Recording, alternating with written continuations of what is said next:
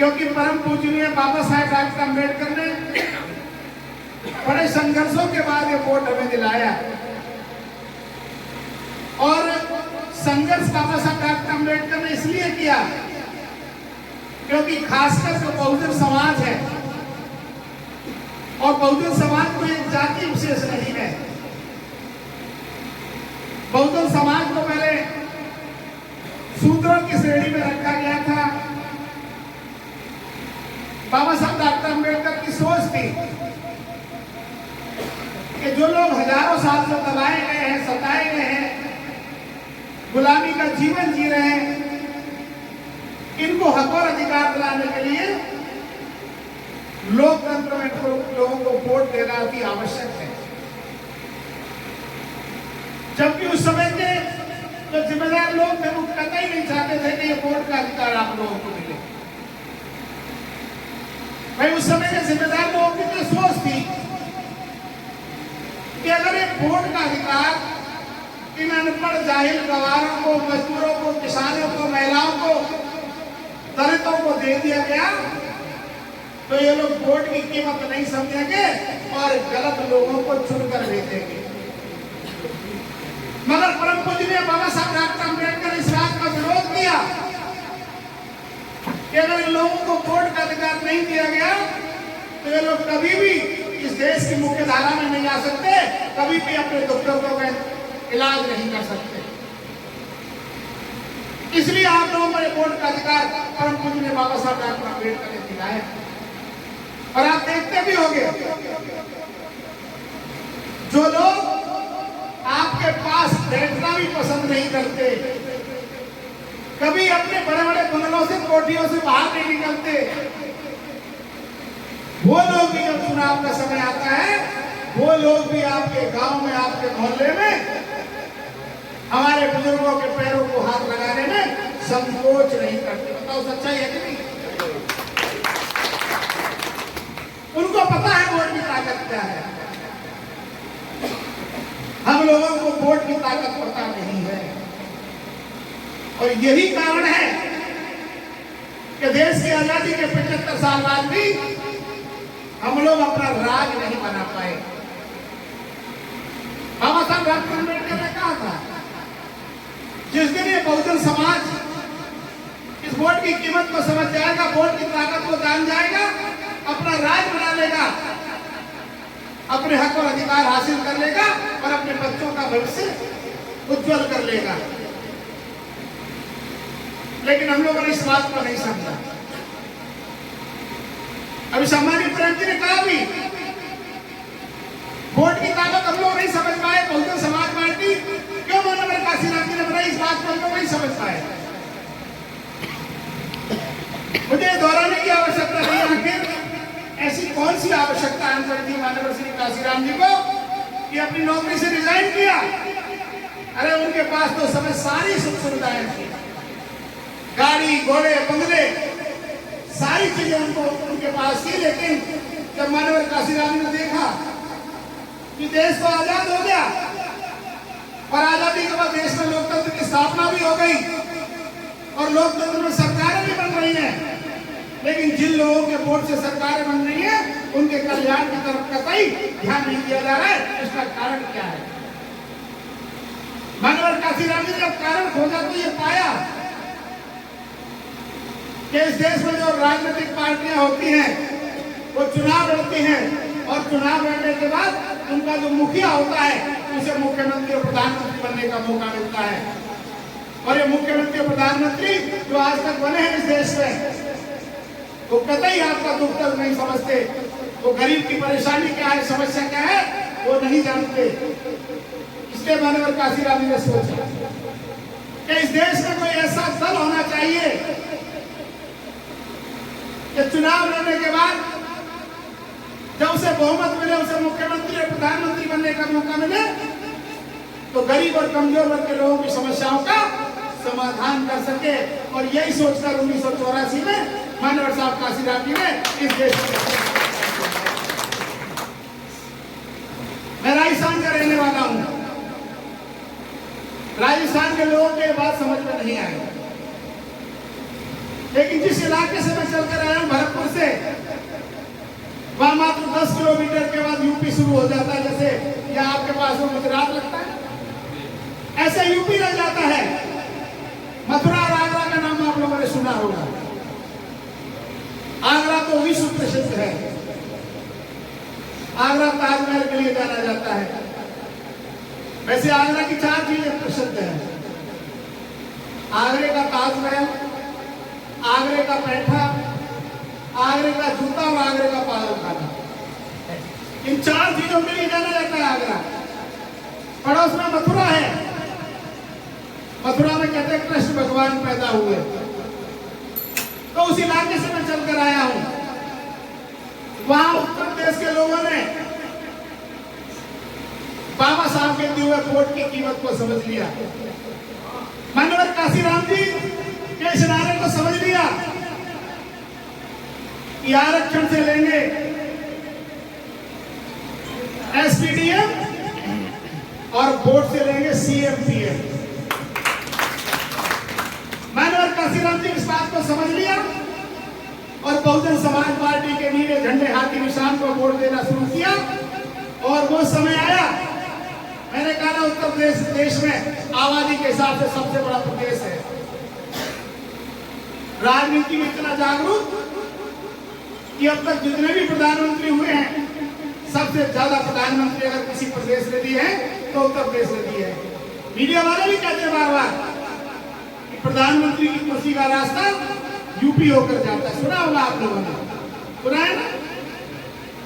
इतिहास गवाह है।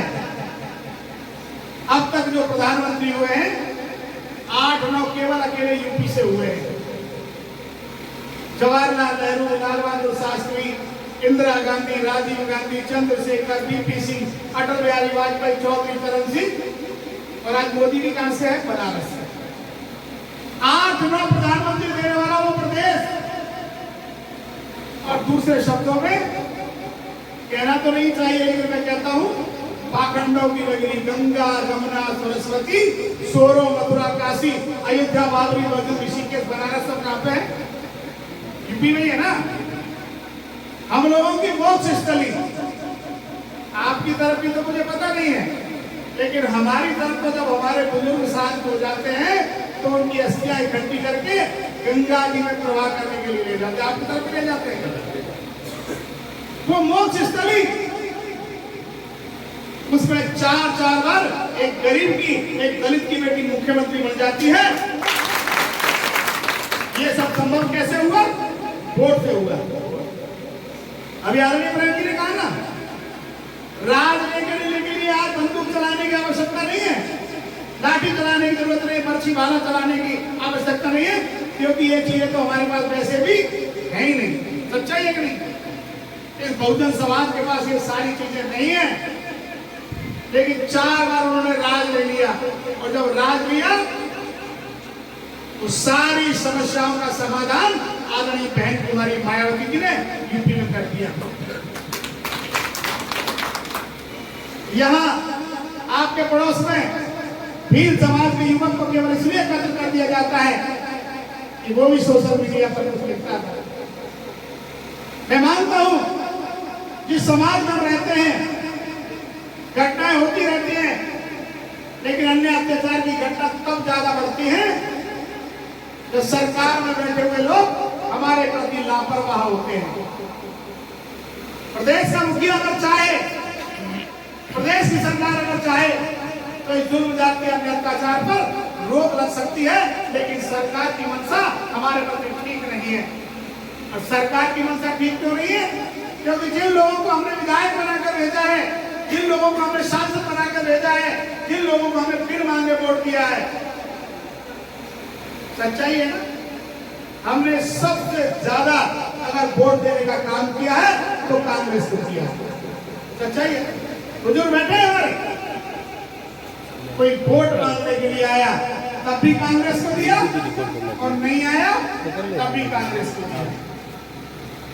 तो जिन लोगों को हम एमएलए बनाकर भेजते हैं, एमपी बनाकर भेजते हैं, वो हमारे प्रति जवाबदेह नहीं है। हमारे ऊपर जुर्म जाति अन्य अत्याचार हो जाए हमारी सुनते ही नहीं है, हमारे लिए कोई कदम नहीं उठाते। सच्चाई है नहीं?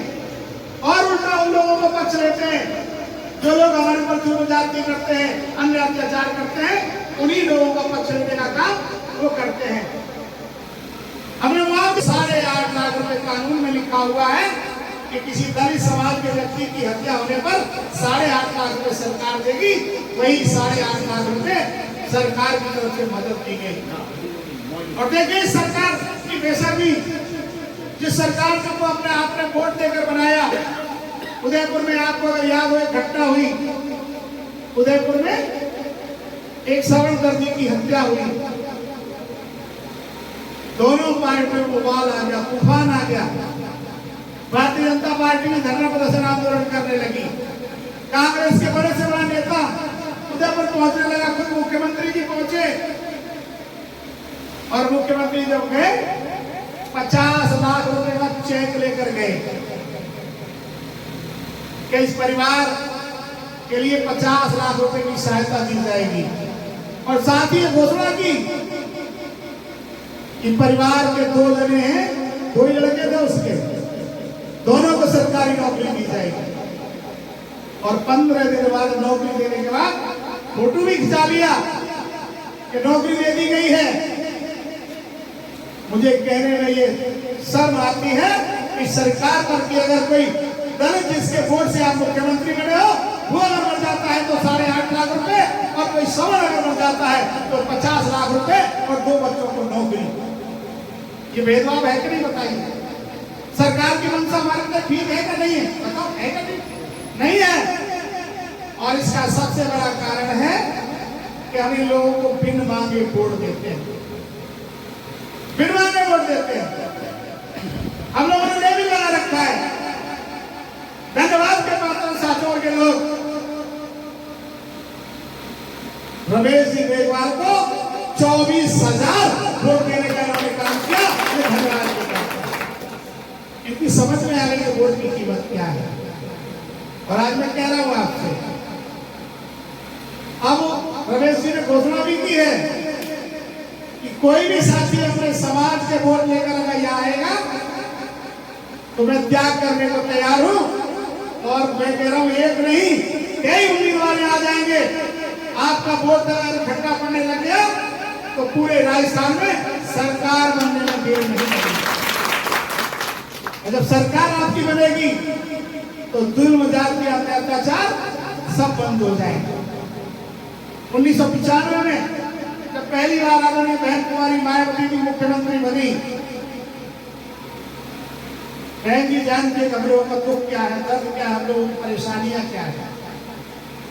साथियों, राजस्थान में हजारों एकड़ जमीन ऐसी है जो नाम हमारे बुजुर्गों के हैं और कब्जा दूसरे लोगों का है। बताओ सच्चाई है कि नहीं?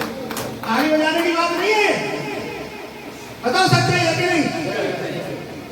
उत्तर प्रदेश में भी यही था। लेकिन आदरणीय बहन कुमारी मायावती जी जब मुख्यमंत्री बनी, सारे अधिकारियों को बुलाया, कलेक्टर, तहसीलदार, सीडीओ, वीडियो, कि मेरे समाज के साथ बहुत धोखा हुआ है, छलावा हुआ है। जमीनें तो इनको दी गई कागजों में, लेकिन कब्जा दूसरे लोगों का है। अगर तुम लोगों को नौकरी करनी है, 60 दिन का समय दे रही तुमको। 60 दिन के भीतर 1 बीघा जमीन भी मुझे ऐसी नहीं मिलनी चाहिए इसका पट्टा किसी मेरे बुजुर्ग के नाम हो और जो कोई दूसरा व्यक्ति नाम हो। जुलाई का महीना बारिश का होता है, आप लोगों को पता हो, बहुत तेज बारिश होती है। यहाँ तो कम होती है, लेकिन यूपी उधर साइड में बारिश बहुत होती है। जुलाई के महीने में कलेक्टर, एसपी, तहसीलदार, सीडीओ, वीडियो पेंट ऊंचा करके मेड़ में घूम रहे थे। और ऐसे हमारे बुजुर्गों से बताओ बाबूजी, बताओ काका जी, कहीं 1-2 बीघा 4 बीघा जमीन का पट्टा हो, किसी ने कब्जा कर रखा हो तो कागज दिखा दो। अगर कागज भी नहीं हो तो नाम बता दो, खतरा खतौनी में देख लेंगे। 70,000 एकड़ जमीन पर कब्जा दिलाने का काम आदरणीय बहन कुमारी हमारे बहन जी की सोच लीजिए। हमारे ऊपर जुल्म जाति होती है, अत्याचार होता है, हमारी बहन बेटी के साथ बलात्कार होता है। हम रिपोर्ट थाने में लिखाने जाते हैं हमारी रिपोर्ट तक नहीं लिखी जाती। बताओ सच में है कि नहीं? आज भी हालात है। आज भी जब हमारे युवाओं का कत्ल होता है, हमारी बहन बेटियों के साथ बलात्कार होता है, हमारे बुजुर्गों का अपमान होता है, हम थाने में रिपोर्ट दिखाने जाते हैं, हमें धुतकार के भगा दिया जाता है, हमारी रिपोर्ट तक नहीं लिखी जाती और दबाव में आकर लिखी जाती है तो उसमें एफआईआर लगा दी जाती है। बताओ सच्चाई है कि नहीं? बहन जी ने कहा कि भाई मेरे समाज पर बहुत जुल्म जाती होती है, मैं अत्याचार होता है, रिपोर्ट भी नहीं लिखी जाती। हर थाने में एक एससी का अधिकारी टेलीफोन कर दिया कि अगर समाज पर मेरे पर जुल्म जाती होती है तो तुरंत रिपोर्ट दर्ज करो, कार्रवाई करो, चालान करो। 1,45,000 गुंडे बदमाशों को जेल भेजने का काम आदरणीय बहन कुमारी मायावती ने किया। और जब सजा मिलने लगी तो अपराध कम होने लग गए। अपराध का अंकुश कब होता है? अपराध का अंकुश तब होता है जब अपराध करने वाले की नकेल कसी जाती है। आपके गांव में अगर कोई जुर्म जाती आपके पर कर देता है, उसमें अगर उसके साथ कार्रवाई नहीं होती, उसको सजा नहीं मिलती, तो पड़ोसी गांव का भी सोचता है कि जब भौंसी ने फला मेघवाल के साथ ये कर दिया, उसको कोई सजा नहीं मिली, तो मेरा भी कोई क्या बिगाड़ेगा। सच्चाई है कि नहीं? तो इस प्रकार से मनसा शासन प्रशासन की और सरकार की ठीक नहीं है। इसलिए आवश्यक है कि आप लोग अपनी सरकार बनाओ। और अब की बार बहुजन समाज पार्टी राजस्थान में 1, 2, 4 विधायक जिताने के लिए संघर्ष नहीं कर रही है। अब की बार बहुजन समाज पार्टी ये लक्ष्य लेकर चल रही है कि हमारे इतने विधायक जीत कर आएंगे कि किसी भी दल को बहुमत नहीं मिलेगा और फिर बहुजन समाज पार्टी का विधायक मुख्यमंत्री की कुर्सी पर। आप लोगों से अपील करना चाहता हूं, निवेदन करना चाहता हूं, हम लोगों ने राजस्थान में 60 सीटें चिन्हित की है। उन 60 सीटों में लगातार हम लोग मेहनत कर रहे हैं। आपके जालौर को भी हम लोग श्रेणी में रखा है। जालौर में भी बार बार हम लोग आ रहे हैं। आपने देखा होगा माननीय सांसद रामजी गौतम साहब की बड़ी जनसभा हुई, हम लोग भी बार बार आ रहे हैं। अभी हम लोग सर्वजनिता समझ सुखा यात्रा लेकर भी जालौर में आए। आप लोगों से भी अपील करना चाहता हूँ, निवेदन करना चाहता हूँ, आप लोग भी जो हमारा लक्ष्य है उसमें सहभागिता निभाइए और 1 या 2 विधायक जालौर से और साजों से जनता कर हमें दीजिए, तभी हम लोग अपने लक्ष्य में कामयाब हो पाएंगे। और मुझे पूरा भरोसा लग रहा है कि जालौर में अब की बार नीला ही नीला होने वाला है और इसकी स्थिति जाति मांगी है। साचोर का 2018 का चुनाव यहाँ के लोगों ने आदरणीय बहन कुमारी मायावती को अपना नेता मानकर और रमेश जी को वोट देने का काम किया है। यही अपील आप लोगों से करना चाहता हूँ, यही निवेदन करना चाहता हूँ। अब समय आ गया है, हमें सरकार बनानी है और ये तय है। मैं आज आपको बता के जा रहा हूँ,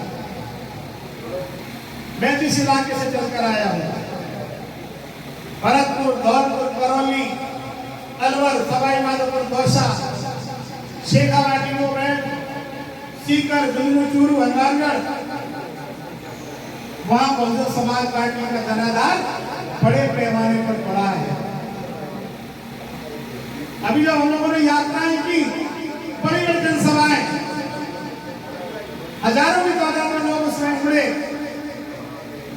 मुझे पूरा भरोसा है कि वहां से हम लोग अच्छा रिजल्ट देने में कामयाब होंगे। आप लोगों से भी अपील है, आप लोगों से भी निवेदन है, आप लोग इसमें सहभागिता निभाएंगे। ज्यादा कुछ न कहते हुए फिर यही अपील करते हुए कि आने वाली 2023 में बाबा साहब ने जो सोचा था कि बहुजन समाज एक दिन इस देश का हुक्मरान बनेगा, इस सपने को साकार करने के लिए आप जो है नीले झंडे हाथी निशान पर मोहर लगाकर आने वाले समय में जो भी प्रत्याशी आए उस प्रत्याशी को, जैसे उत्तर प्रदेश के लोगों ने किसी को भी प्रत्याशी बना के भेज दिया, चाहे किसी भी जाति का था, किसी भी धर्म का था, किसी भी समाज का था, जो भी नीला झंडा लेकर आ गया, हाथी निशान लेकर आ गया, उसको वोट देने का काम किया। एक और अपील मैं करना चाहता हूँ, आज कई पार्टियां नहीं चाहती कि बहुजन समाज पार्टी मजबूत हो। बहन कुमारी मायावती को शेर की तरह टीवी में धारती है। वो नहीं चाहते कि बहन कुमारी मायावती इस तरीके से हमारे खिलाफ न बोले, इसलिए बहन जी को कमजोर करने के लिए कुछ नीले दुपट्टे वाले लोग भी भेज दिए हैं। वो नीले दुपट्टे वाले लोग हमारे नहीं है, हमारा वही है जिस नीले दुपट्टे पर हाथी निशान है, वही हमारा है। ये सारे लोग बहुजन समाज पार्टी को कमजोर करने में लगे हुए हैं। अरे जो बहन जी 4 बार उत्तर प्रदेश की मुख्यमंत्री रह ली, उनको कुछ लोग स्वीकार करने को तैयार नहीं है, और तुम तो करके आए हो, तुमको कौन पूछने वाला है? भाई बताओ, है तुम्हें कौन स्वीकार करेगा? इसलिए ये भी ध्यान रखने की आवश्यकता है। बहुत सारे लोग आएंगे, बदलाने का काम करेंगे। थाने के आगे एसडीएम के सामने भीड़ करने से, धरना प्रदर्शन करने से न्याय मिलने वाला नहीं। मिल जाएगा क्या? न्याय कब मिलेगा? जब आप सरकार में होंगे, जब आपके एमएलए होंगे, जब आपके एमपी होंगे, वो जीत कर जाएंगे, तभी आपको अपना अधिकार मिलेगा। इसलिए मेरे बुजुर्गों, नौजवान साथियों, ज्यादा कुछ न कहते, यही अपील करता हूँ कि आने वाले समय में नीला झंडा और हाथी निशान को मजबूत करें, क्योंकि आप लोगों का दिया हुआ एक एक वोट बहन कुमारी मायावती जी के हाथ मजबूत करता है। जो आप हाथी पर ठप्पा लगाते हो, ऐसे ठप्पा नहीं, बटन दबाना पड़ता है। एक वोट भी आप बहन कुमारी मायावती जी को देते हो तो बहन जी के हाथ मजबूत होते हैं। किसी भी उम्मीदवार को आप वोट डालते हो हाथी निशान पर, वो वोट सीधा आदरणीय बहन कुमारी मायावती जी को जाता है। जाता है नहीं जाता है? लोग जानते हैं कि राजस्थान में कितना वोट बहन जी को मिला, यूपी में कितना मिला, सारे देश की यही स्थिति है। तो नीले झंडे और हाथी निशान का साथ देकर आप सभी लोग इस बैठक में चलकर आए हैं, इसके लिए आपका बहुत बहुत धन्यवाद। धन्यवाद देना चाहूंगा हमारे जिम्मेदार साथियों को भी। प्रयास किया है इन लोगों ने आप लोगों को इकट्ठा करने का, कोई बात नहीं, फिर रखेंगे, फिर मीटिंग होगी।